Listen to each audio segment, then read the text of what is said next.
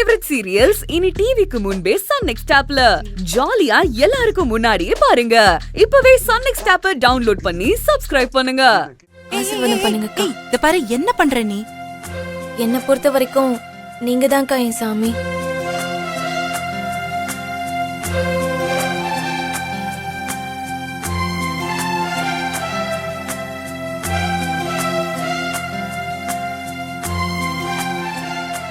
தேவி, பெரிய பெரிய வார்த்தையெல்லாம் சொல்லாத. இல்லக்கா, இப்ப கூட எனக்கு ஞாபகம் இருக்கு. நான் படிப்பை முடிச்சிட்டு முதல் முறையா இன்டர்வியூ போகும்போது அவ்வளோ பயந்தேன். எந்த கேள்விக்கு என்ன பதில் சொல்றதுன்னு தெரியாம முழிச்சேன்.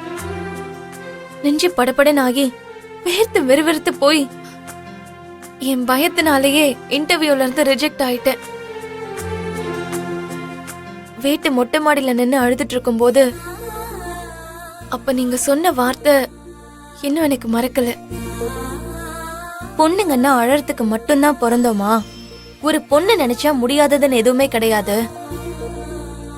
அடிப்படையில இருக்கிறது மட்டும் பொண்ணுங்க இல்ல, அடுத்த கட்டத்துக்கு முன்னேறி போறா பாரு, அவளும் பொண்ணுதான்னு ஊக்கம் கொடுத்தீங்க.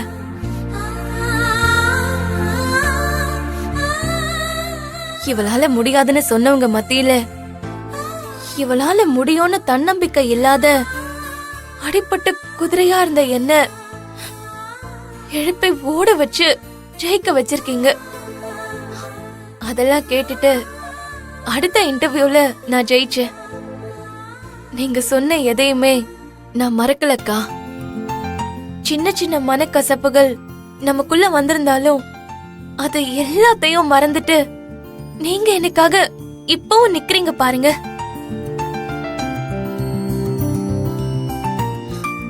யாரு இல்லைன்னு சொன்னாலும் நான் சாகுற வரைக்கும் நீங்க செஞ்சதுக்கான நன்றியை மறக்கவே மாட்டேன்.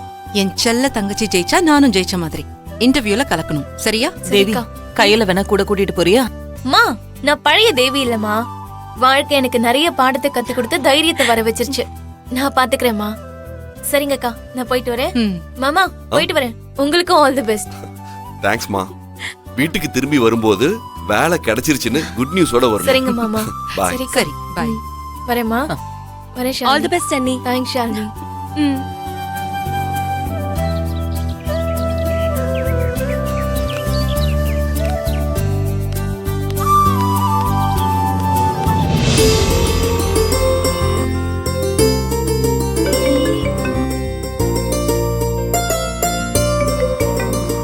ஹலோ, சொல்லுங்க மாமா.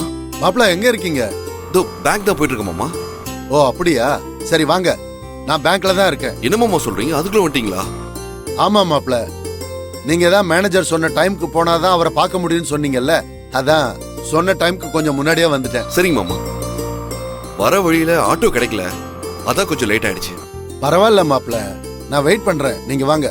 சரிங்க மாமா, வந்துடுறேன். சரி வாங்க வாங்க.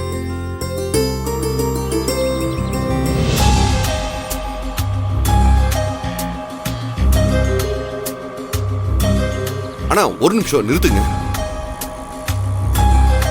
லைட்டை வெயிட் பண்ண சொல்லுங்க, சீக்கிரம் வந்துடுறேன். சரி, பார்த்து வந்துடுறேன். சார். எழில், நீங்க எங்க? சார், என்னாச்சு? வர வழியில வண்டி ப்ராப்ளம் ஆயிடுச்சு, ஸ்டார்ட் ஆக மாட்டேங்குது. நேற்று மழை பெஞ்சது இல்ல? ஆமா. அது ஏதாவது ப்ராப்ளம் ஆயிருக்கும். பக்கத்துல வேற எதுவும் மெக்கானிக் ஷாப் இல்ல? நான் வேணா பார்க்கட்டுமா? அட என்ன எழில், விடுங்க, பரவாயில்ல, இருக்கட்டும். ஏதாவது மெக்கானிக் வர சொல்லி பாத்துக்கிறேன். இல்லைங்க போங்க. பரவாயில்ல, நான் பாக்குறேன். எதுக்கு எழில் ப்ராப்ளம் இல்ல.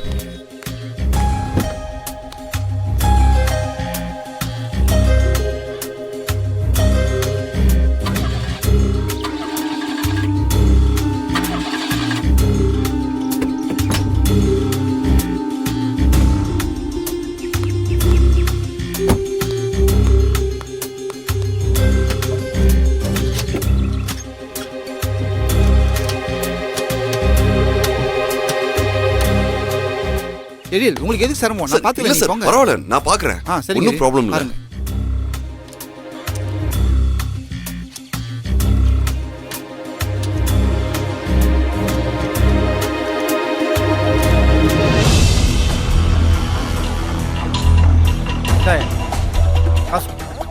ஜனம் கம்மியாக கொடுக்குது.